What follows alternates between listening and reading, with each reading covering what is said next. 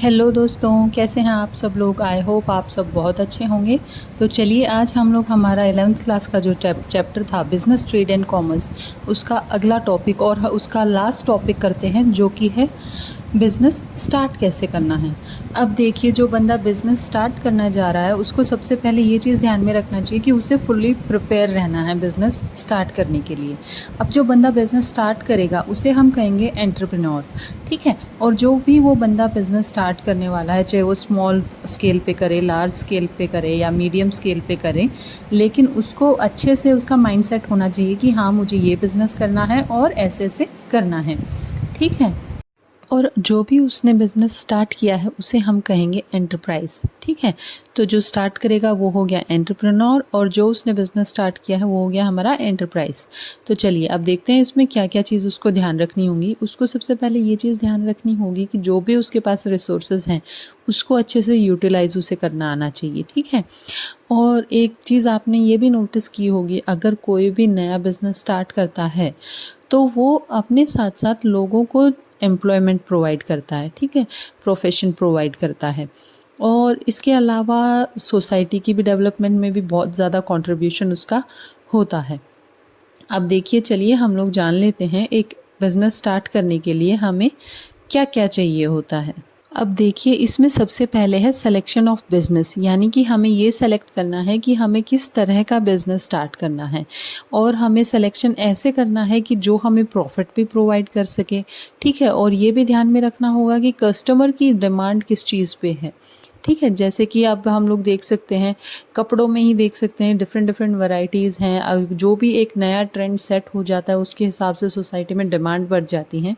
तो ये कुछ चीज़ें होती हैं जो एक बिजनेसमैन को ध्यान में रख के अपना बिजनेस स्टार्ट करना चाहिए।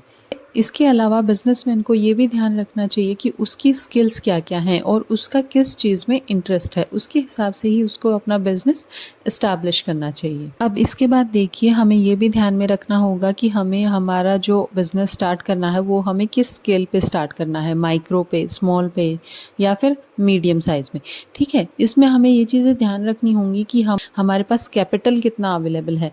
वो चीज़ें ध्यान में रखते हुए हमें हमारा बिजनेस का स्केल डिसाइड करना है कि हमें स्मॉल स्केल स्टार्ट करना है या फिर लार्ज स्केल। इसके बाद है हमारा लोकेशन ऑफ बिजनेस एंटरप्राइज, यानी कि हमें ये चीज़ देखना है कि हम हमारा जो भी बिज़नेस स्टार्ट कर रहे हैं वो हम किस लोकेशन पे उसको हम स्टार्ट कर रहे हैं, ठीक है।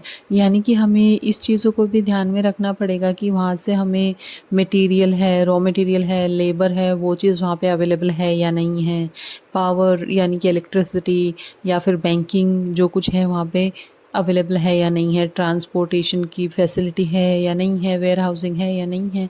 यानी कि ये सब चीज़ें हमें ध्यान में रख के ही अपना जो बिज़नेस है उसका लोकेशन को डिसाइड करना चाहिए। इसके बाद देखिए, फाइनेंसिंग द प्रोपोजिशन, यानी कि हमें कैपिटल जो कुछ चाहिए वो चीज़ें पहले से अरेंज करके रखना। अब बिज़नेस स्टार्ट करने के लिए तो हमें कैपिटल चाहिए ही चाहिए, लेकिन उसके डे टू डे एक्सपेंसेस उठाने के लिए भी हमें देखिए, हमें जो कैपिटल है वो किस लिए चाहिए होता है। एक तो हमें फिक्स्ड एसेट्स खरीदने के लिए, जैसे कि हमारी ज़मीन हो गई, ठीक है, मशीनरीज हो गई, ये सब चीज़ें अरेंज हमें पहले से करके रखनी होती हैं।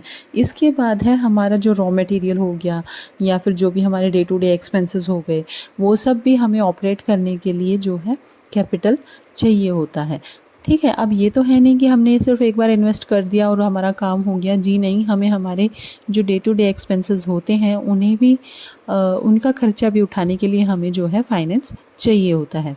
इसके बाद हम लोग देखते हैं फ़िज़िकल फैसिलिटीज़। अब फ़िज़िकल फैसिलिटीज़ क्या है कि हमें हमारी मशीनरी हो गई, हमारे जो जो इक्विपमेंट्स हैं, बिल्डिंग्स हैं, वो सब भी एक अच्छे तरीके से हमें अरेंज करके चाहिए होती हैं, ठीक है। अब ये चीज़ें जो हैं ये सब डिसाइड करेंगे हमारा जो बिज़नेस का स्केल है, वो हिसाब से हमें चीज़ें चाहिए होंगी, उस हिसाब से ही हमें फ़ंड चाहिएगा और उसी हिसाब से हम प्रोडक्ट अवेलेबल कर पाएंगे।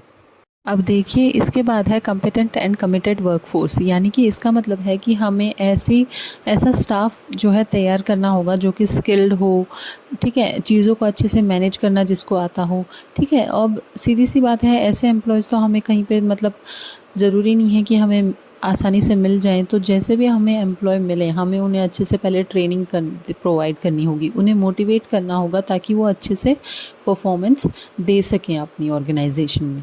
अब देखिए इसके बाद है टैक्स प्लानिंग। अब जो भी बिज़नेस रन करता है उन्हें टैक्स तो पे करना पड़ेगा, ठीक है। अब डिफरेंट तरह के टैक्सेस हैं, तो एक बिजनेसमैन को ये भी प्लान करना पड़ेगा कि अच्छे से कि वो बिजनेसेस के टैक्स को कैसे हैंडल कर सकता है, ठीक है।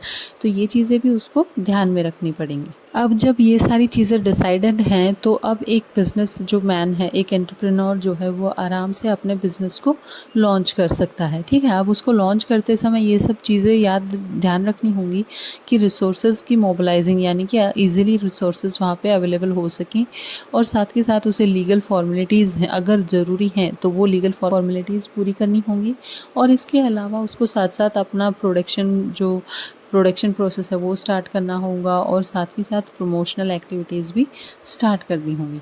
अब देखिए इसके अलावा हम लोग कहेंगे एक बिज़नेस जो है वो सोल प्रोप्राइटरशिप भी हो सकता है, या फिर पार्टनरशिप में भी हो सकता है। सोल प्रोप्राइटरशिप का मतलब है कि कोई अकेला बंदा बिज़नेस रन कर रहा है, या फिर पार्टनरशिप में या 2 या 3 पार्टनर्स मिलके एक बिज़नेस स्टार्ट करें। तो ये था हमारा बिज़नेस ट्रेड एंड कॉमर्स का last topic, starting a business. तो चलिए, थैंक यू सो मच।